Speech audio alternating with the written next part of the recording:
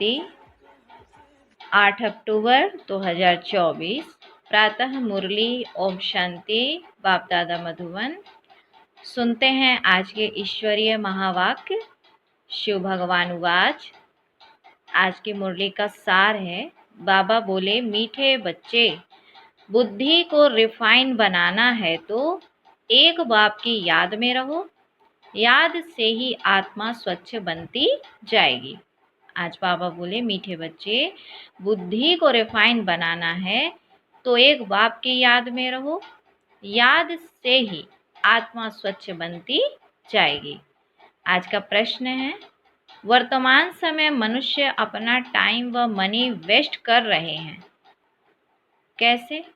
वर्तमान समय मनुष्य अपना टाइम व मनी वेस्ट कैसे कर रहे हैं? उत्तर है कि जब कोई शरीर छोड़ता है तो उनके पीछे कितना पैसा आदि खर्च करते रहते हैं। जब शरीर छोड़कर चला गया तो उसकी कोई वैल्यू तो रही नहीं। इसीलिए उनके पिछाड़ी जो कुछ करते हैं उसमें अपना टाइम और मनी वेस्ट करते रहते हैं। आज मुरली के कुछ मुख्य पॉइंट्स हैं, सुनते हैं। आज बाबा बोले कि बाप तुम बच्चों को यह नॉलेज सुनाते हैं पास्ट, प्रेजेंट, फ्यूचर का। वास्तव में सतयुग से लेकर त्रेता अंत तक क्या हुआ है, यह है मुख्य बात। बाकी द्वापर कलयुग में कौन कौन आए, क्या हुआ, उनकी हिस्ट्री ज्योग्राफी तो बहुत है। सतयुग त्रेता की कोई हिस्ट्री ज्योग्राफी है नहीं, और तो सबकी हिस्ट्री ज्योग्राफी है। बाकी देवी देवताओं को लाखों वर्ष पहले ले गए हैं। तो बाबा ने आज कहा कि यह है बेहद की बेसमझी। फिर आज बाबा बोले कि बाप ने आबू की महिमा पर समझाया है। इस पर ख्याल करना चाहिए। तुम्हारी बुद्धि में आना चाहिए कि तुम यहाँ बैठे हो, तुम्हारा यादगार दिलवाड़ा मंदिर कब बना है, कितने वर्ष बाद बना है। तो ये सब बाबा ने कहा ख्याल करना चाहिए। फिर आज बाबा बोले कि जड़ चित्र की कितनी पूजा करते हैं, परंतु यह कब आए, कैसे आए, कुछ भी पता नहीं है। इनको कहा जाता है भूत पूजा, 5 तत्वों की पूजा। इसलिए बाबा कहते हैं कि हर तरह से पहले ज्ञान को समझो। तो समझने से क्या होगा, जब भक्ति भी करेंगे तो अर्थ से करेंगे तो उसकी प्राप्ति भी होगी। फिर आज बाबा ने बोला कि कहते हैं शंकर ने पार्वती को कथा सुनाई, वहाँ तो कथा की बात ही नहीं। मनुष्यों को कुछ भी समझ नहीं है। फिर आज बाबा बोले कि सबसे बड़ा जगत गुरु तो एक ही बाप है। बाप और टीचर से बड़ा गुरु होता है।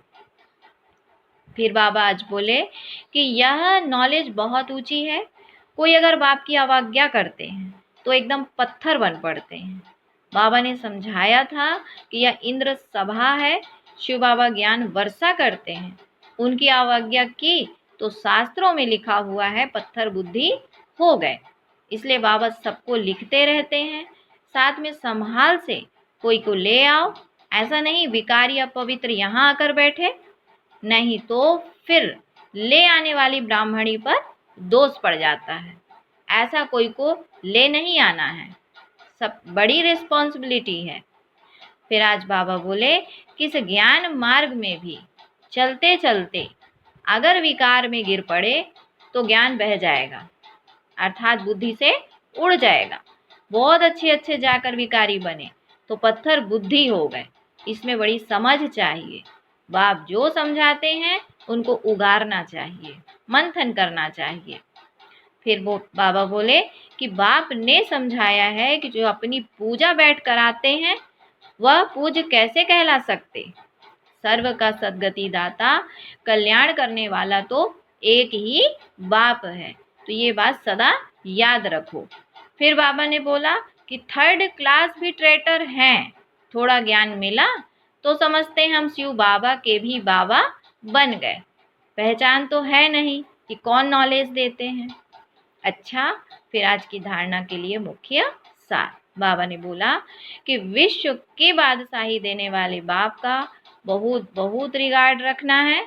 बाप की सर्विस में अपनी जीवन सफल करनी है, पढ़ाई पर पूरा पूरा ध्यान देना है। दूसरा पॉइंट है, बाप से जो ज्ञान मिलता है उस पर विचार सागर मंथन करना है, कभी भी विघ्न रूप नहीं बनना है, डिससर्विस नहीं करनी है, अहंकार में नहीं आना है। आज बाबा वरदान देते हैं कि चारों ही सब्जेक्ट में बाप के दिल पसंद मार्क्स लेने वाले दिल तख्त नसीन भाव।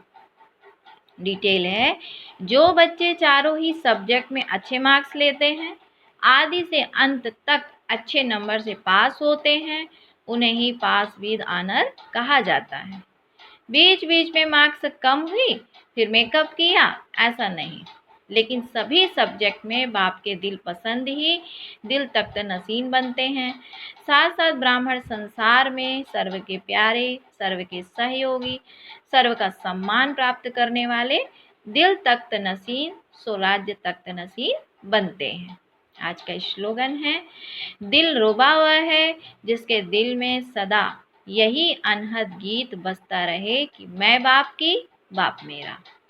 दिलरुबा वह है जिसके दिल में यही अनहद गीत बजता रहे कि मैं बाप की, बाप मेरा। अच्छा, ओम शांति, ओम शांति।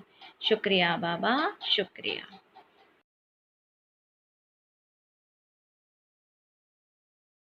शिव अनादि है, शिव अनंत है, जीवन मधुबन शिव वसंत है। अजर अमर शिव पिता अजन्मा है,